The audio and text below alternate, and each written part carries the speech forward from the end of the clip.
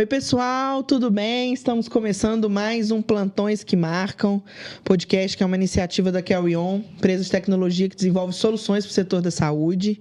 E hoje eu estou aqui com 2 entrevistados e a gente vai tratar de temas muito legais, coisas que a gente sabe que é uma demanda da saúde, principalmente a gestão hospitalar e todos os fluxos de atendimento.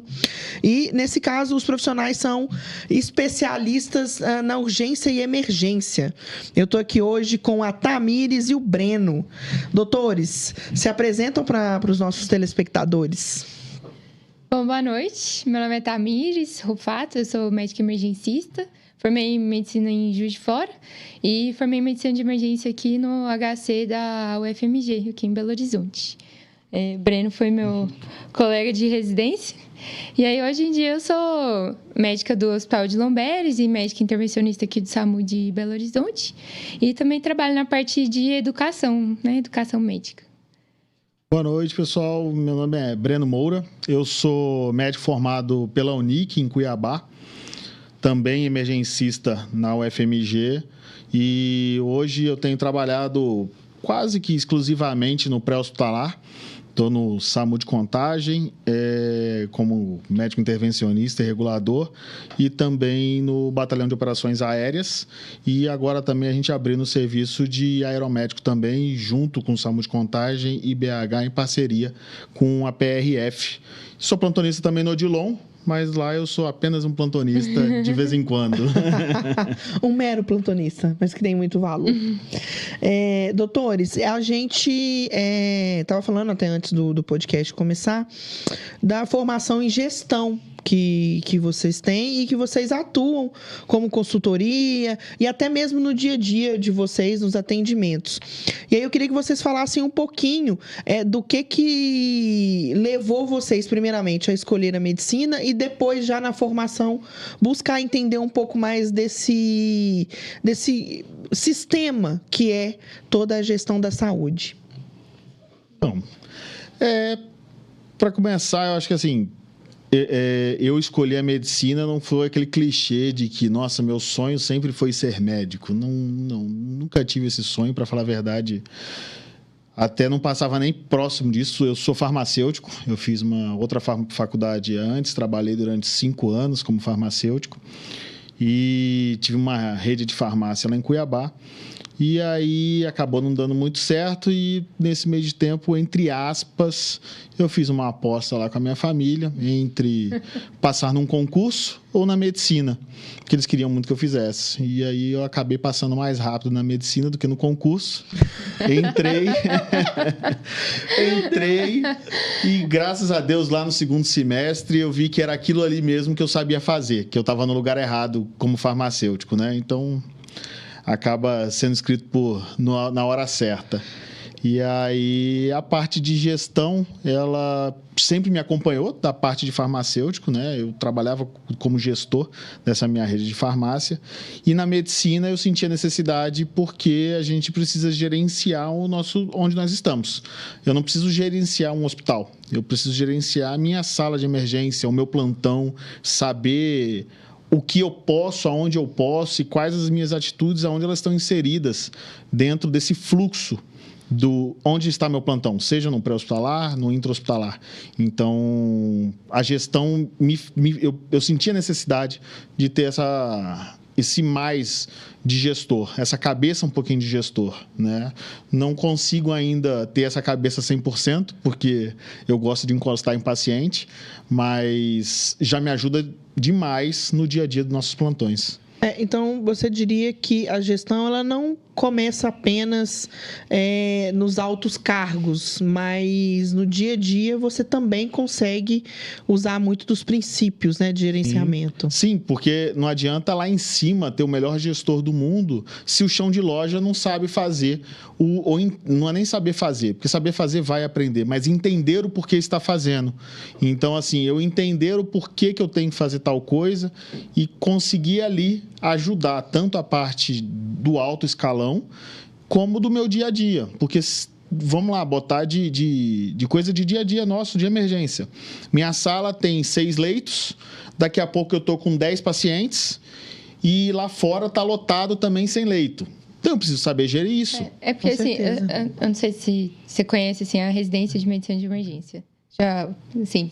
Sim. Então, a gente tem contato, assim, tem estágios de educação, estágio de gestão, estágio, enfim, né? Eu falo que é um internato plus, que a gente roda tudo de novo.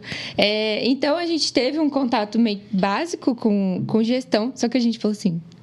O que é isso? E assim, a gente ficou meio perdido. Tanto que a nossa primeira pós em gestão foi em gestão e serviço de emergência, que a gente fez juntos também. E era justamente para isso, né? Para gerir o seu plantão, entender os fluxos de uma UPA, por exemplo, porque, né, tem aquele projeto Lean nas emergências, né? Que é para tentar arrumar a superlotação. Então, esse paciente, ele indo nesse fluxo assim, reduz o tempo de espera, reduz isso, reduz aquilo, diminui a mortalidade. Então, enfim. Então, a gente estava querendo entender melhor isso. Então, e a gente já tinha propostas de emprego, né? Que nem o Breno foi gestor por um tempo lá em Cuiabá. Então, assim, foi uma demanda que foi surgindo, a gente falou, vamos fazer junto, vamos, que a gente quer entender mais, para, assim, melhorar nosso conhecimento mesmo e otimizar o nosso trabalho, assim, sabe? No dia a dia. Então, porque se você vê, por exemplo, os noticiários, a gente vê o tempo todo, instituição tal está lotada, instituição tal não tem médicos suficientes e tudo mais. Então, pelo que vocês estão contando, obviamente, sim, no país, nosso sistema de saúde, ele é sobrecarregado, mas pode ter também algumas questões de falha na gestão. Sim. Sem dúvida. Tanto que esses projetos que têm vários nomes, esse que a Tamires falou é o mais conhecido. Se eu não me engano, ele tem o apoio do Einstein, eu não lembro se é do Einstein, é do Sírio-Libanês, que ele tenta botar esses fluxos para a gente conseguir diminuir essa superlotação. Porque a maioria dos pacientes que estão na UPA hoje, por exemplo, são pacientes que eles não deveriam estar na UPA. Eles deveriam estar no posto de saúde, né? Mas aí vem aquela sensação de urgência, aquela necessidade de estar ali agora, não conseguir o fluxo pelo posto de saúde. Então, se eu não tenho uma gestão bem feita, não adianta. O paciente ele vai para um lugar só e lá... Por exemplo, o UPA do Odilon. O UPA do Odilon geralmente é mais lotada do que as outras UPAs. Por quê? A população fala assim, não, o UPA do Odilon resolve. Então, vamos todo mundo para lá.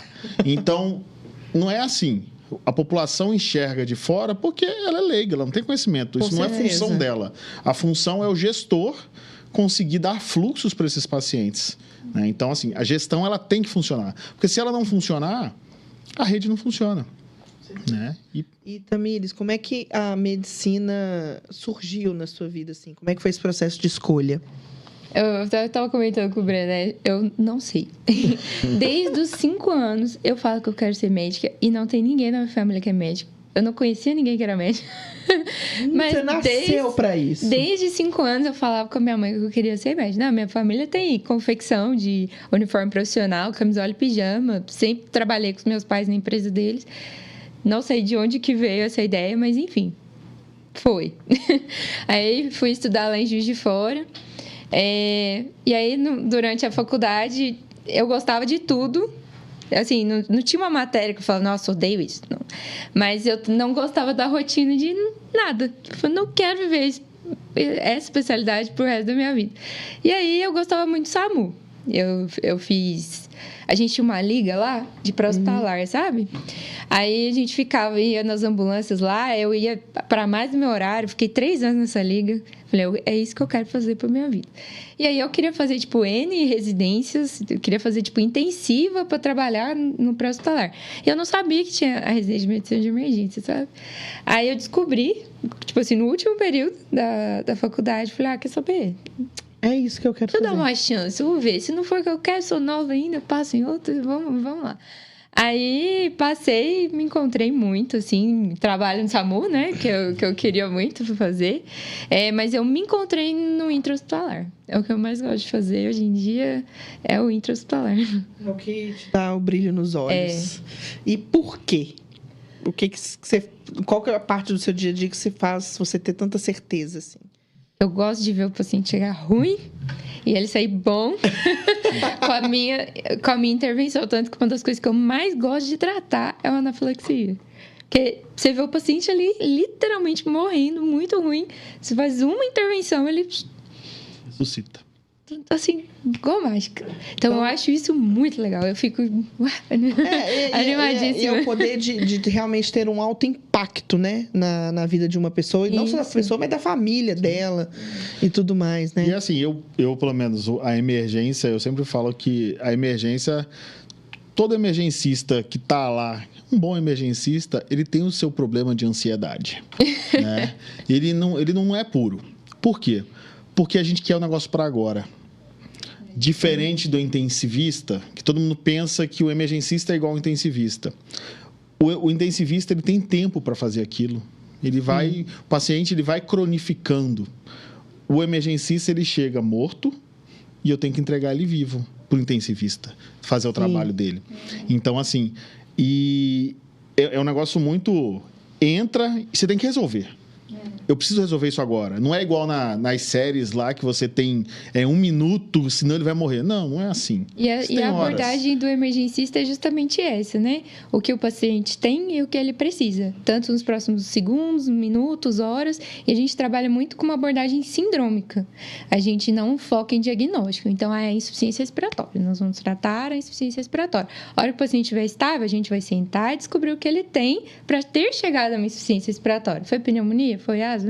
Entendeu? Então, assim, pra gente sentar e depois terminar o tratamento dele direitinho. Mas primeiro a gente estabiliza de forma sindrômica para depois dar esse segmento, sabe? E esse ambiente, ele é sempre muito tenso, né? É sempre uma carga emocional também muito grande. E como que se vocês conseguem até ligar e desligar a chavinha desse ambiente de tensão para depois vocês são pronto, agora eu não estou trabalhando. Olha, calmo. E não é um ambiente de tensão. Porque, assim, pelo menos nos lugares que a gente trabalha, né, Brina? A equipe é muito preparada. Assim, os técnicos, os enfermeiros, a chefia, assim, é tudo muito bom e te dá um suporte muito bom. Às vezes é um dia leve, mesmo você tendo feito, assim, tanto atendimento, aqueles pacientes graves, é uma equipe que brinca, que conversa, que se respeita, sabe? Então, não fica aquele ambiente pesado. Claro que tem aqueles casos, né, que todo mundo uma hora senta, um olha pro outro e fala assim, o que aconteceu aqui?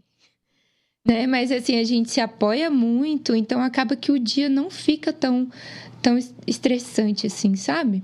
Eu falo assim também, né, que a gente vê muita coisa ruim, né, vê muita gente morrer, mas a gente também fala que a gente ganha muitas famílias, né? Que a gente tá em orações de muita gente, né? Então, assim, é muito legal. E é tenso, mas é aquela situação.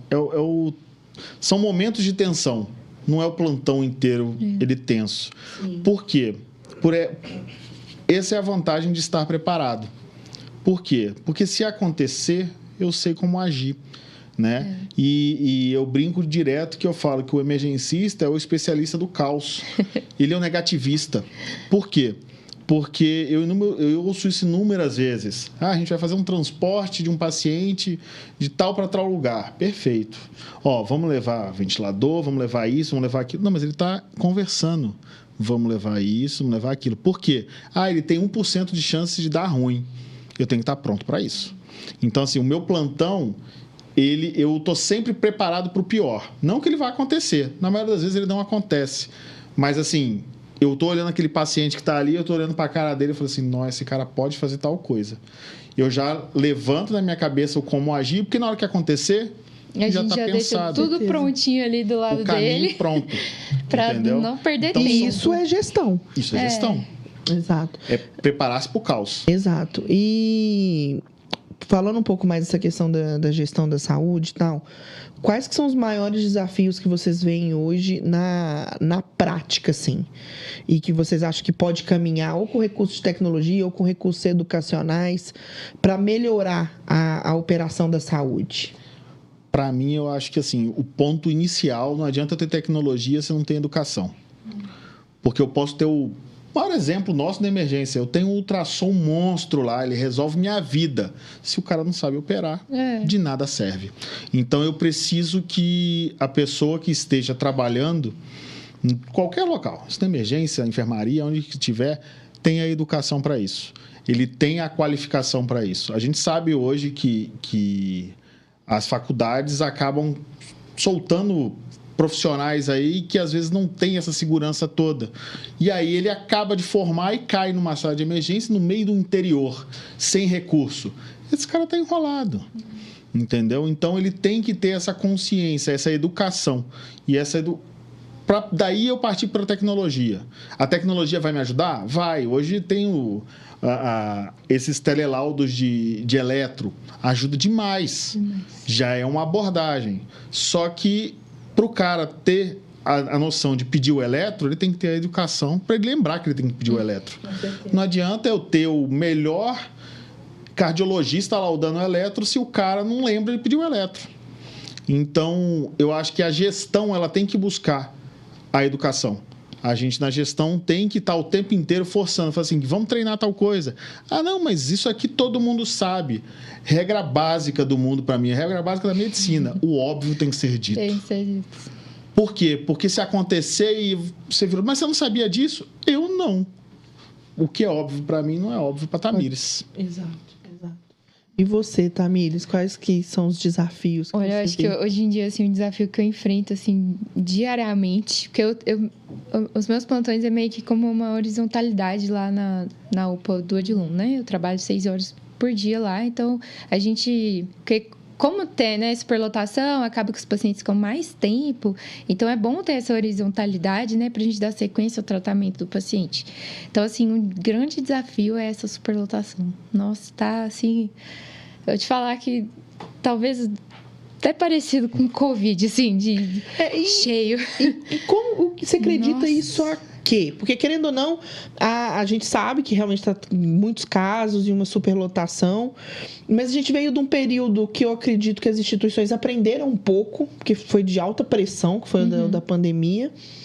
E o porquê de estar vivenciando isso, sendo que a gente teve uma experiência que poderia ter ajudado, ou deveria, melhor, ter feito com que as instituições evoluíssem em termos de gestão e melhoria de processos. Por que isso não aconteceu? Por que estamos nesse cenário hoje?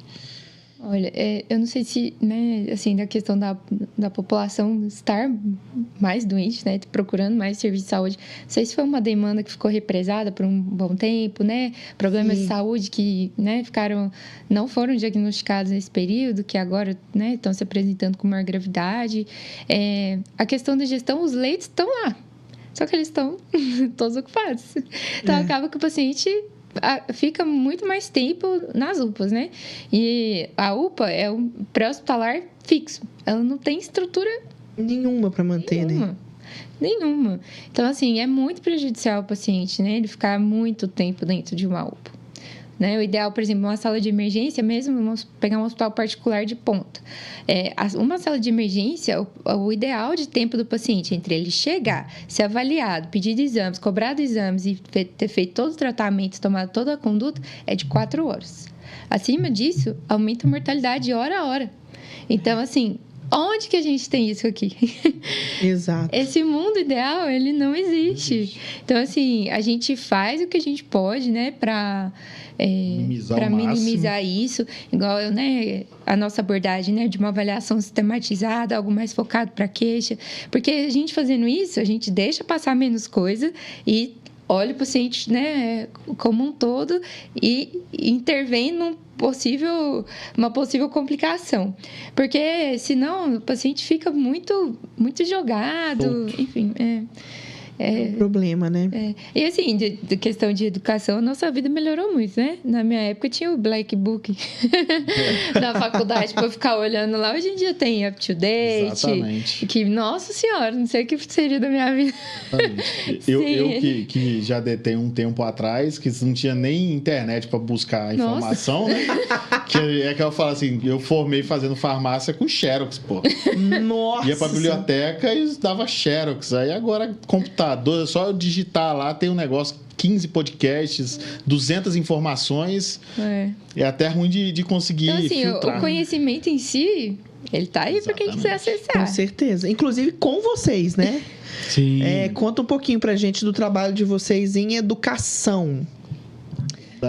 Vou deixar a Tamires falar que ela é É a cabeça do negócio.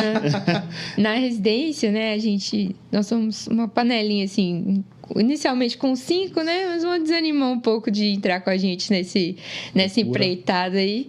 E aí a gente se juntava muito para estudar. A gente tinha vários grupos só, gente. Grupo de eletro, grupo de, sei lá, caso clínico, grupo de trauma. E a gente ia botando caso clínico e ajudando e resolvendo. E a gente falou, olha, vamos pegar esses casos que a gente está estudando, vamos montar um podcast de caso, assim. Mas assim, totalmente era no celular gravado, a gente mesmo que editava. Completamente amador e tosco. Fizemos um Instagram lá que chama Emergency in Black. Por que isso, né? Porque na nossa residência, todo mundo anda de preto. Então, assim, isso era meio que uma marca registrada no hospital. Todos os residentes da emergência andam de preto. Então, aí a gente fez esse Emergency in Black. E a nossa logo é um camaleão. Vestido de preto, cheio de máscara laringe na bolsinha dele. E aí a gente, no nosso Instagram, a gente faz posts, né, de coisas do dia a dia, assim, principalmente fluxogramas, né, protocolos que a gente usa e tudo mais. E aí, assim que a gente formou, a gente viu que tinha uma demanda muito alta em educação e saúde. A gente falou, vamos, agora que a gente tem um pouquinho mais de tempo, vamos pegar e transformar isso numa empresa, né? A gente abriu recentemente a EMIB, que é uma abreviaçãozinha, a gente fala que é mais rápido, mais prático, justamente para trazer essa abordagem prática dessas condições clínicas que todo recém-formado, né, pega um dia se aventurando na UPA. Então, a gente entregar isso de forma simples, né? De acordo com as nossas vivências, de acordo com as nossas dificuldades, a gente simplificou esse material para entregar tudo de mão beijada. E o curso, assim, é algo extremamente dinâmico e prático. Não é um curso presencial de um dia, esse que a gente começou. É um dia e não é assim, chegar lá, vai ser slides. Não. Terão os slides. Porém, o que a gente quer é passar a nossa vivência, passar a nossa prática. Porque eu recebo na sala de emergência 200 mil sepsis num dia.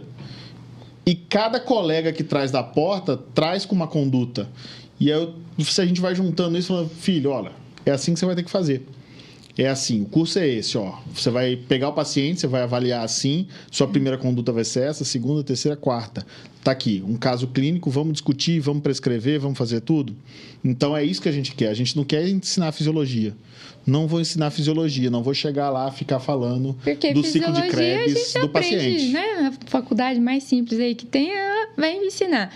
Só que aí, por exemplo, eu falei, meu primeiro plantão, eu fui internar um TVP. Eu sentei em frente à prescrição um tempão assim, falei... E agora? É só isso? Não tá faltando nada, não? E aí eu fui, né... Plantão em cima de plantão e tal. Você vai aprendendo, vai pegando um monte de coisa de orelhado, né? Porque tem coisa que não existe guideline, né? Sim. Ninguém pega na sua mãozinha e fala, vamos sentar aqui e aprender isso aqui. Então, a gente foi e falou, não, vamos aprender mesmo isso aqui, pra gente fazer direito. Então, a gente dá mnemônico de prescrição na emergência, de cada caso a gente faz uma prescrição padrão seguindo esse mnemônico e ele ajuda você, inclusive, a pensar, raciocinar sobre o caso que você está atendendo. Você não sabe o que fazer? Então, vamos pensar. O que eu vou fazer primeiro? O que eu vou fazer depois? Né? Então, é bem legal. E essa iniciativa de vocês é um pouco em decorrência de algumas falhas na formação médica ou, infelizmente, o curso ele é muito pesado e é impossível tratar isso durante a faculdade? Acho que tem um pouco de cada. É impossível o cara ver tudo. Não tem como. Até mesmo que medicina de emergência é uma especialidade nova e na grade curricular ela começou a entrar na grade curricular há pouco tempo. Então, por exemplo, lá em Cuiabá, a minha faculdade, nós tínhamos na grade curricular emergência. A federal não tinha. Então, os caras não tinham contato nenhum com emergência. E isso é o que acontece em várias faculdades. Sim. Não adianta eu falar para o cara, vou lá ensinar ele a tratar uma cetacidose. Se não chegar no plantão que ele está acompanhando, ele não vai saber. Mas eu acho que também tem um pouquinho de imaturidade nossa, assim, na faculdade. Por desconhecimento da prática mesmo. A gente está ali na faculdade focado na prova de residência. Então, a gente está estudando para uma prova. A gente está estudando para, né, enfim, atender o paciente. Você não, apesar de você ter aquele contato no internato, tem alguém ali nas suas costas de tanto que você tem que fazer. Com então, certeza. você não sabe as demandas, suas dificuldades, o que você tem que focar, o que é importante no seu dia a dia. Que aí você fala, você estuda o que o professor te dá ali. Fala, nossa, ele me deu isso que é importante. Exato. Mas você fala, mas na prática é outra coisa, né? Eu tô como docente na PUC atualmente, na cadeira de medicina de emergência. E lá, assim, eu falo isso para meus alunos o tempo inteiro. Eu falo assim, eu não tô aqui para ensinar vocês a inventar a roda. Eu vou te ensinar o básico. Se você souber fazer o básico bem feito, ele salva 95% das vezes. Com certeza. Entendeu? Porque se eu fizer o básico bem feito, vai dar tempo de eu chegar ao avançado. Então, o que a gente tem que focar é o que a Tamiris falou. Molecada estudando para a prova. Ok, é a fase, é essa fase. E não adianta, aquele cara que quer oftalmo, ele não vai gastar energia estudando uma síndrome coronariana. Entendeu? Ele vai estudar aquilo para passar e fazer a residência. Mas o foco que tem que ter, a gente tem que trazer isso um pouco para a prática. A gente tem que sair um pouco do livro, né? Assim, Exato. olha, rodapé de livro. Eu falo, tá no livro lá que o paciente chegou na sala de emergência, você vai lá pedir para ele fazer 33. Aí eu falei assim, você consegue auscultar o paciente na sala de emergência às vezes? Cheio de coisa apitando, eu vou pedir para ele fazer 33. Cara, não vai dar tempo. O problema também é que a emergência ela é uma ponte, né? Pro o acadêmico, recém-formado, que quer uma outra especialidade. Ele trabalha ali um tempo, ganha dinheiro. A hora que ele começa a ficar bom um pouquinho, né? Ele vai para a especialidade dele. Então, essa demanda, ela é cíclica, né? Todo ano, tem prova de residência, sai uma leva, entra todo mundo de novo. Então, acaba que os marcadores aí pioram. E é uma demanda constante. O que eu vejo é isso, que até mesmo o mercado, vocês estão na área de educação, vocês devem ter essa concepção. Tem muita empresa focada em cursos e preparação para a residência.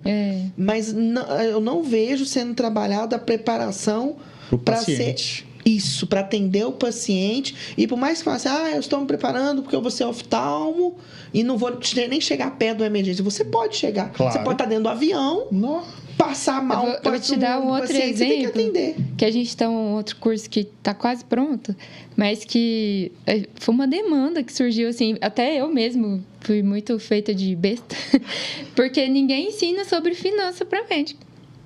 Exato. Ninguém ensina. Eu fiquei recolhendo INSS duplicado por 3 anos. E eu fui descobrir, conversando com a colega nossa de residência, que é ótima nisso. Falei, minha filha, isso aqui, você tem que fazer um curso.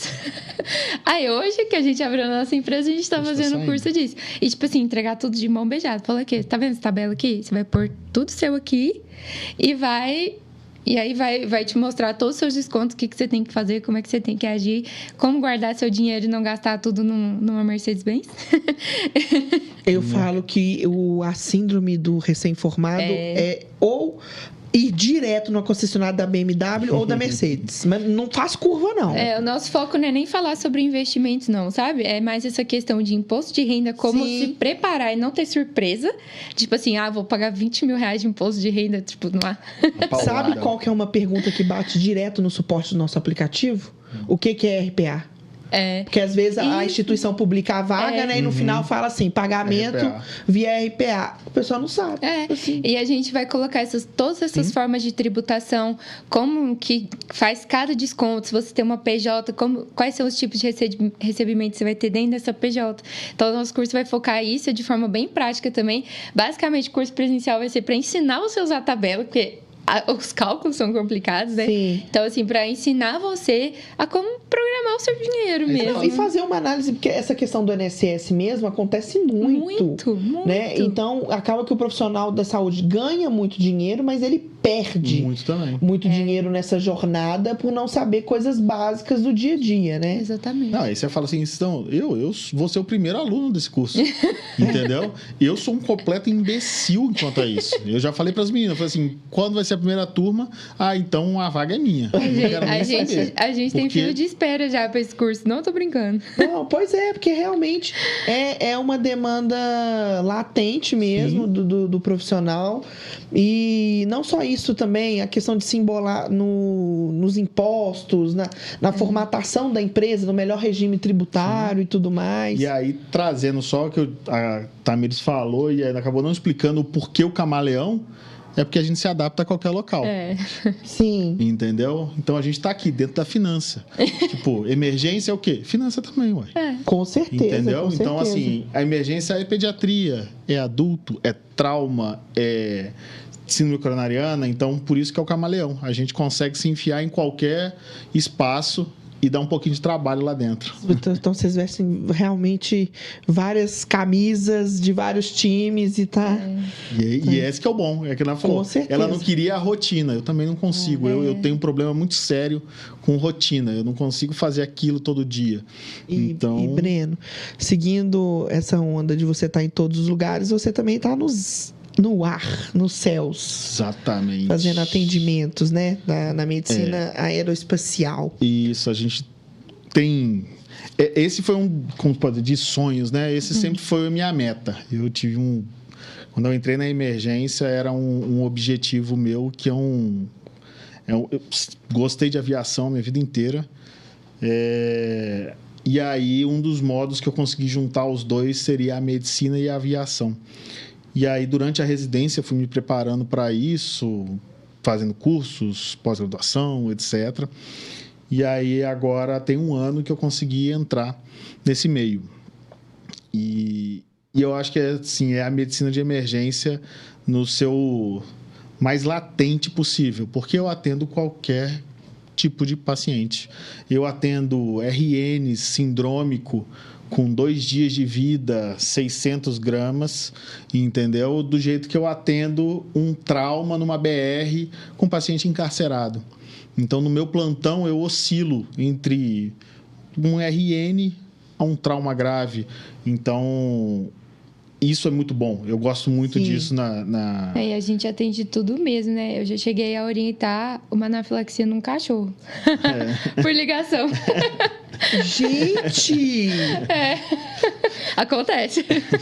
Meu Deus! Eu seria o que fazer? Eu falei, olha, nas pessoas a gente faz assim, né? Agora, o cachorro... E deu certo? Não, mas é porque ele ligou falando... Ele falou assim, olha, eu fui fazer... O cachorro tomou uma picada de abelha, eu fiz a prometazina nele, ele rebaixou e tá com insuficiência respiratória. Falei, olha, rebaixar, ok.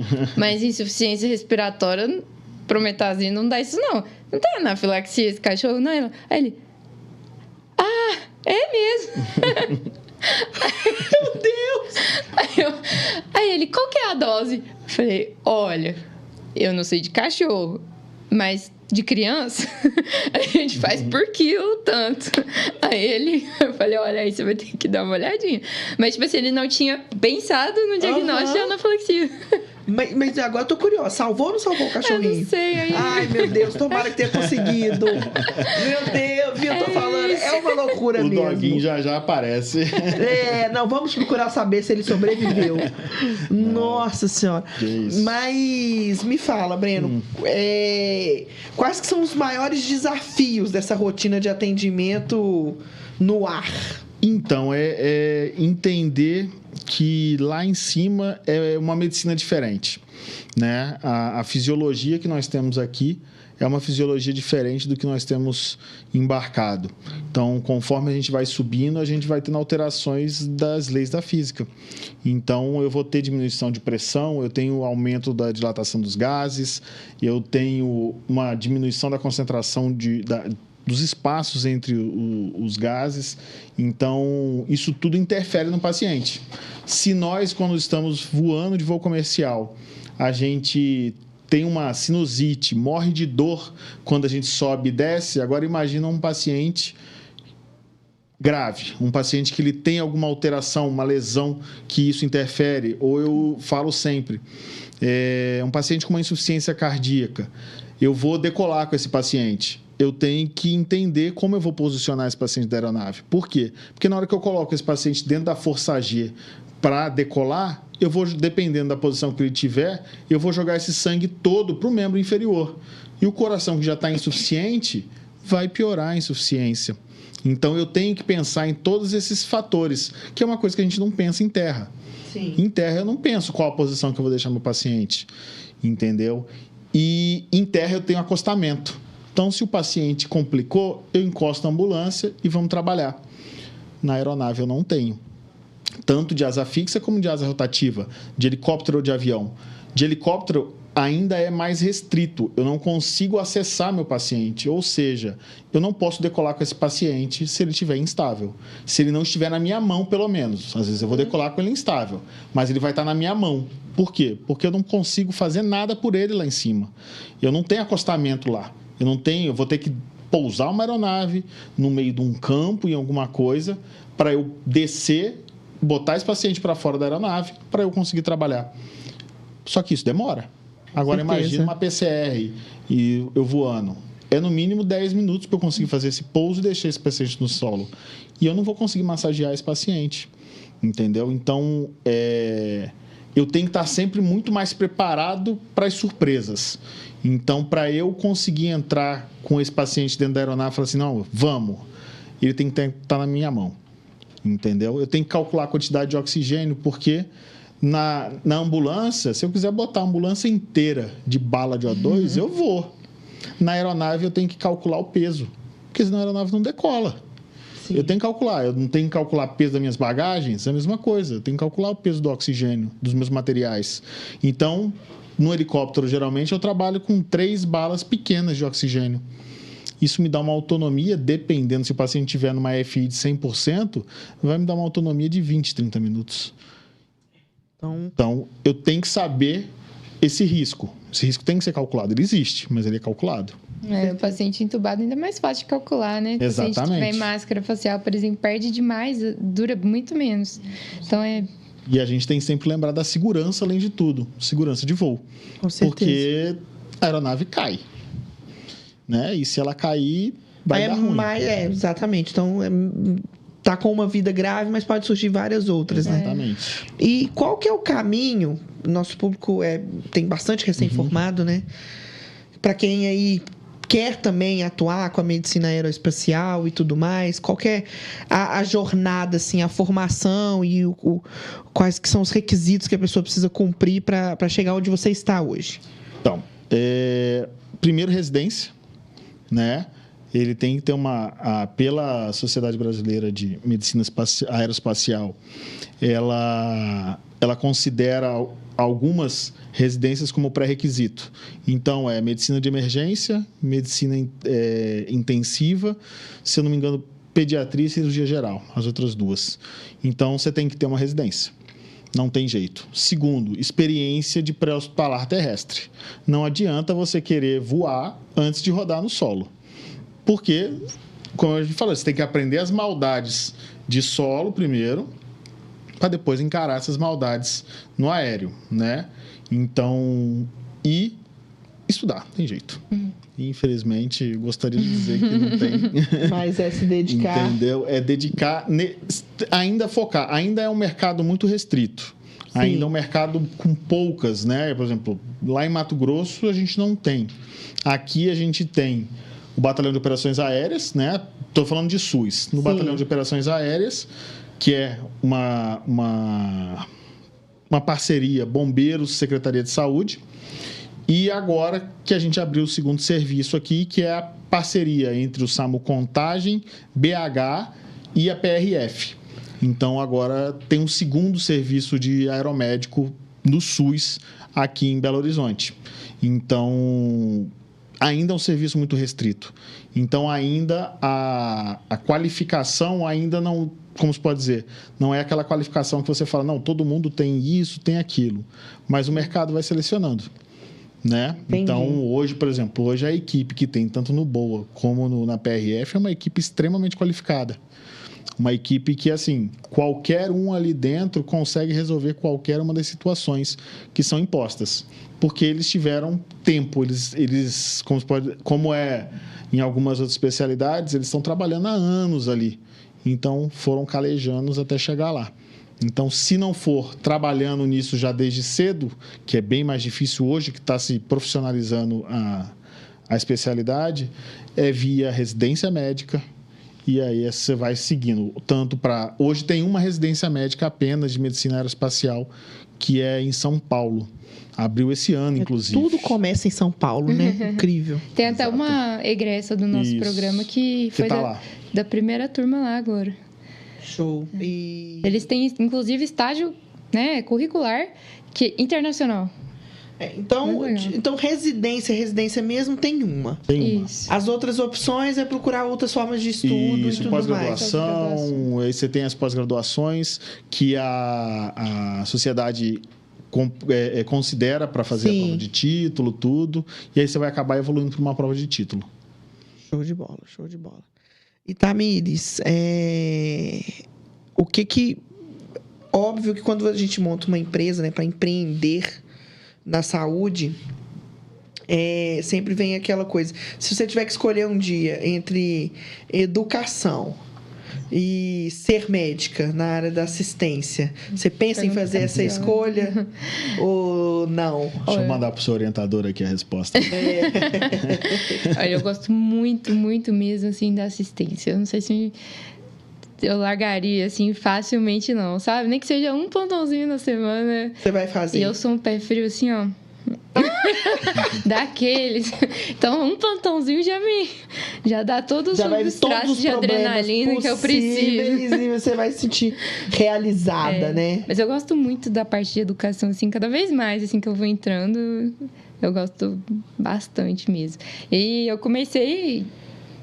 como eu te falei, eu apaixonei no intra-hospitalar e eu comecei lá no Odilon e lá tem muito residente. Sim. Eu comecei como residente trabalhando lá e já tinha que ensinar residentes, outros residentes. Então, assim, é um desafio, né? Porque ninguém te ensina a ser professor, né? Ninguém. Você vai aprendendo na prática. Exatamente. E aí, no terceiro ano de residência, eu falei, tá, é isso que eu vou fazer. Quero mexer, né, com essa parte de educação médica. E aí eu falei, como é que eu vou orientar alguém se eu não sei o que eu tô fazendo? Eu falei, vou fazer um mestrado. Aí eu passei no mestrado aqui no UFMG também, na parte de urgência e emergência. E meu mestrado é sobre intoxicação com paracetamol, né? É bem legal, assim. A gente faz lá na tóxico do João 23. Assim, é um pouquinho complexo, né? Porque para fazer o diagnóstico dessa intoxicação, você tem que ter um exame. Sim. Só que em Belo Horizonte inteiro, assim, acho que no Brasil deve ser 2, 3 lugares que fazem esse exame. Então, aqui só o João que tem. E aí, o restante dos lugares a gente trata de acordo com a dose que o paciente falou pra gente que ingeriu, né? E aí, o meu estudo justamente falou assim, será que a gente está tratando esses pacientes para mais? Sim. Então, aí eu pego pacientes que me falaram que chegaram e falaram que tomaram, né, a partir de X quantidade, eu faço o exame deles para ver se a gente estaria tratando esse paciente para mais ou para menos. Porque, querendo ou não, é um tratamento de 72 horas, Sim. né? E olha, falando em gestão agora, né? Ocupando um leito sem necessidade. Com certeza. Olha só, tipo assim, às vezes você tá lá na UPA, chegou esse paciente, você não tem o exame, você vai tratar ele 3 dias lá na sua UPA. Entendeu? Olha o valor disso. Será que realmente esse paciente precisava? Será que às vezes não vale a pena a prefeitura ou o hospital investir nesse exame para tirar esse gasto? Então, assim, cabe muito estudo, né? Junto do meu aí, de epidemiologia e tudo mais. A gente tem muita coisa que melhorar nisso. Mas é justamente para ver, assim, porque não tem nenhum estudo brasileiro, né, sobre esse assunto, até porque o analgésico que a gente mais usa é a dipirona, né? Sim. Mas o paracetamol tá ganhando aí seu espaço e é um medicamento muito perigoso, né? Então, assim, eu vou terminar agora de coletar no final do ano e quem sabe eu volto aí para falar desse tema muito legal, com certeza. Legal.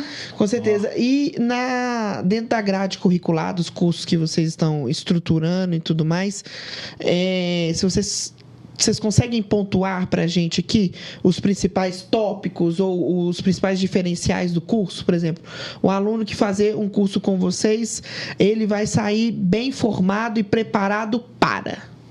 Eu acho que assim, como a primeira aula do curso, eu acho que é o nosso ponto... Um dos pontos diferenciais é a nossa primeira aula do curso, que é a abordagem ao paciente grave. Ele entender que todo paciente que entra na emergência é um paciente grave até que se prove o contrário. E eu sistematizar meu raciocínio, né? Não é à toa que o ATLS foi feito por um ortopedista, né? O ortopedista, ele conseguiu pegar lá, ele não trabalha com aquilo, ele não trabalha com aquele trauma, mas o ortopedista, no acidente lá da família, conseguiu ver que quando chegou esse paciente no hospital, cada médico atendia de um jeito e ninguém enxergava os resultados. Então, a gente pegar isso e sistematizar, chegar lá no paciente que entrou na sala de emergência, seja ele grave ou não, eu tratar ele do mesmo jeito. Então, o tal do MOVE ABCDE. MOVE ABCDE em todo mundo. Porque se eu fizer isso daí, te garanto que você não vai conseguir, vai deixar passar pouquíssima coisa. E a gente tem que... E no nosso curso, a gente foca isso demais. A gente fica na cabeça dos alunos o tempo inteiro. Você espirra, MOVE ABCDE. Parece uma coisa besta, né? Até fala assim, olha, essa aula, talvez você já tenha visto, né? Isso. É uma aula básica, mas o básico funciona. Sim. E nem todo mundo faz o básico bem feito. Exatamente. Se você fizer o básico bem feito, você pode destacar. Né? Então, essa questão de sistematizar é muito importante, né? Principalmente nesse contexto que a gente já comentou aqui de superlotações. Isso é muito E uma muito coisa é a gente sistematizar numa sala de aula. Uma coisa é sistematizar com um paciente grave. Porque eu tô nervoso.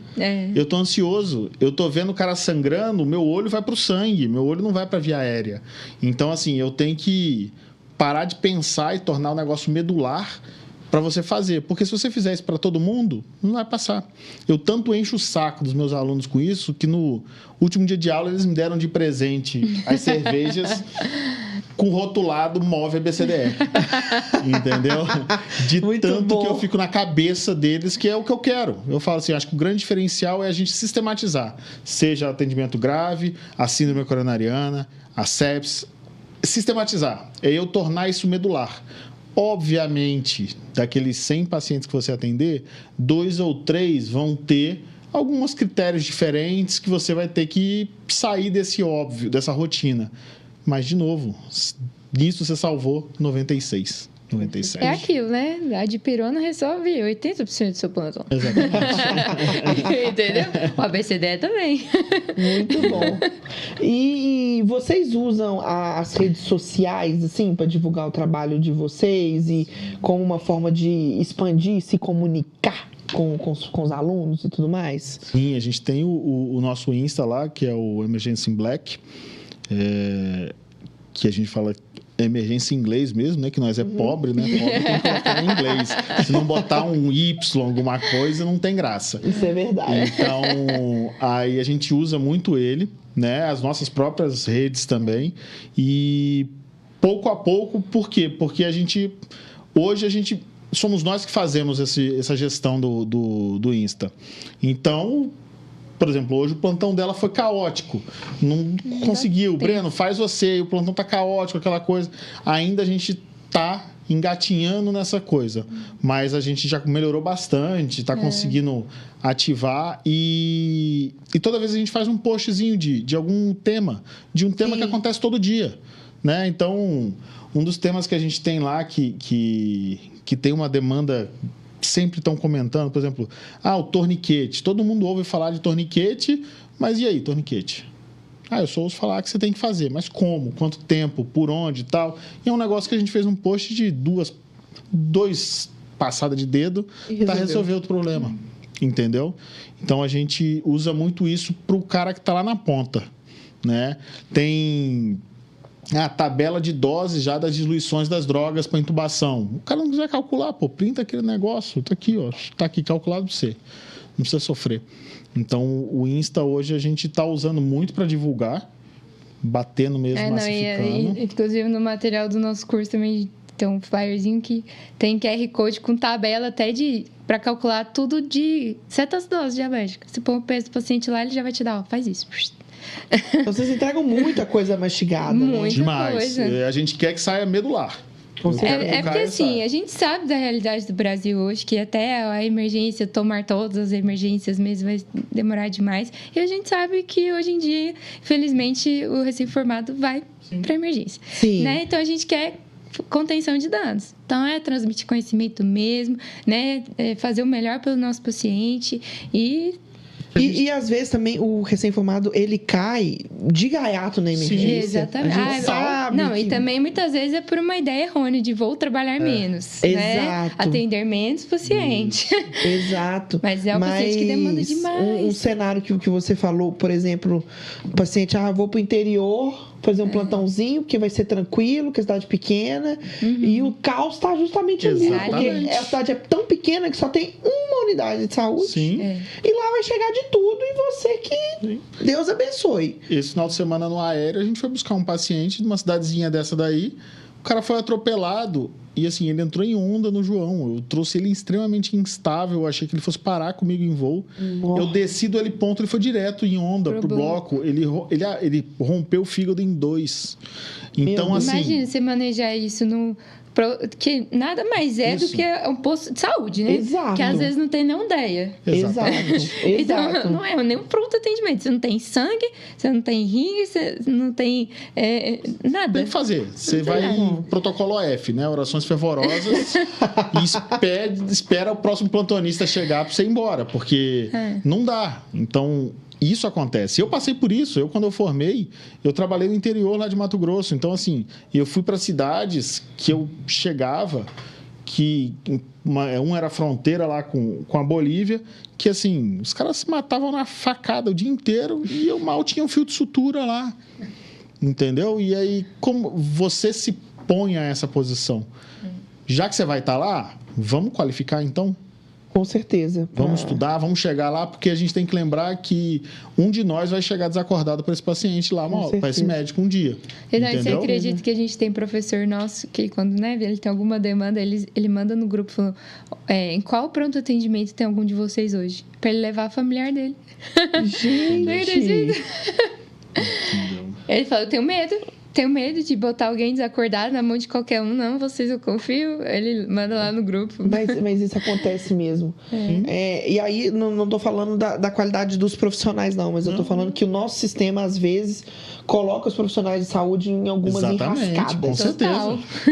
Então, eu também tenho um pouco de receio, assim. Meu Deus, dependendo do lugar, tiver alguém que eu amo muito, não sei o que eu vou fazer. Sim. Porque a gente começa a trabalhar na área da saúde, você começa a ver todos os pontos sensíveis, né?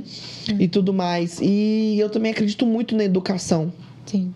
Que ela é a forma da gente formar profissionais mais completos e capazes de, no final, atender, eu acho que é o objetivo de todo mundo que está na área da saúde, que é salvar vidas. Com certeza. De trazer algo realmente significativo para aquele paciente e tudo mais. Então, o trabalho de vocês eu acho brilhante.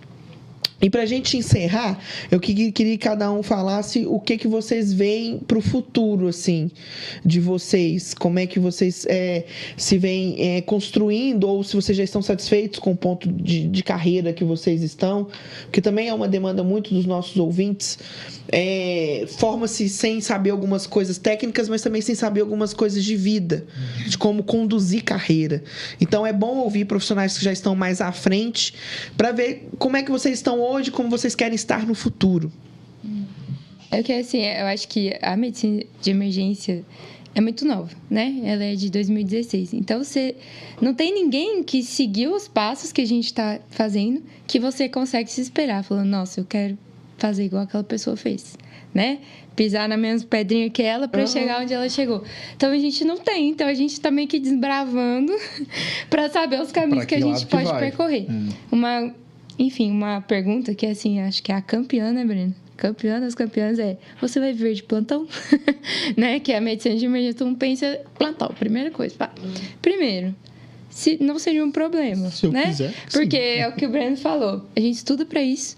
A gente não fica tenso no plantão, né? Igual ele falou, é um ambiente, mas a gente consegue deixar o ambiente tranquilo. Aquele atendimento grave sem gritaria.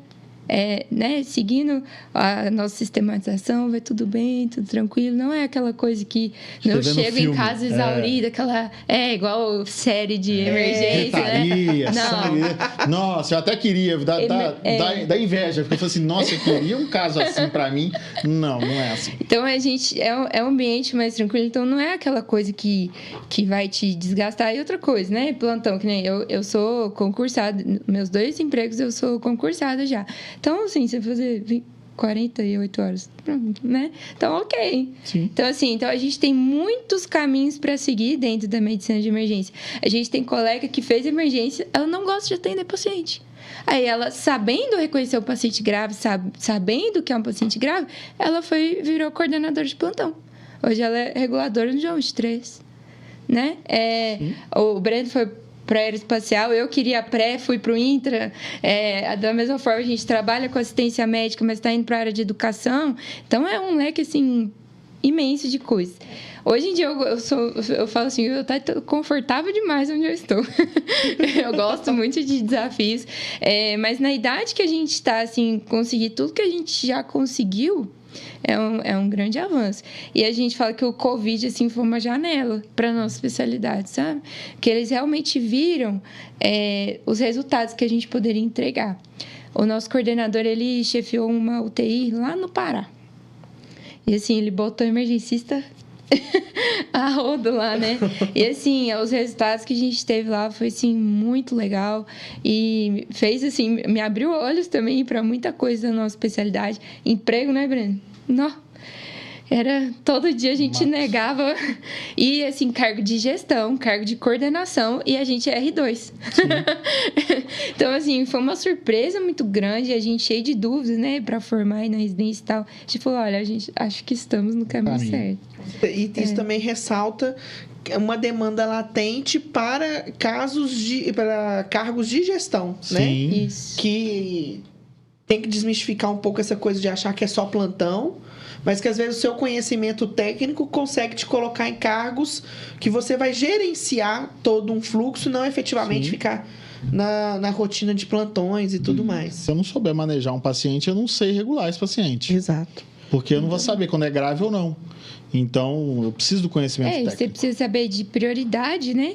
Tá bom, eu tenho vários graves. Qual desses tá pior? Ou nem é o pior. É o que mais se beneficiaria daquele encaminhamento. Pensando em múltiplas vítimas. Estou pensando em múltiplas vítimas. certeza. Então, é complexo.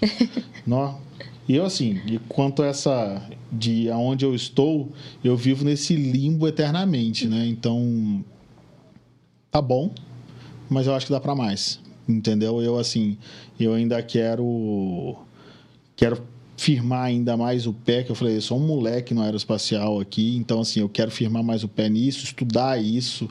Quem sabe, residência eu acho que eu não consigo mais, porque eu já não tenho mais 20 anos de idade. Não tem mais saúde.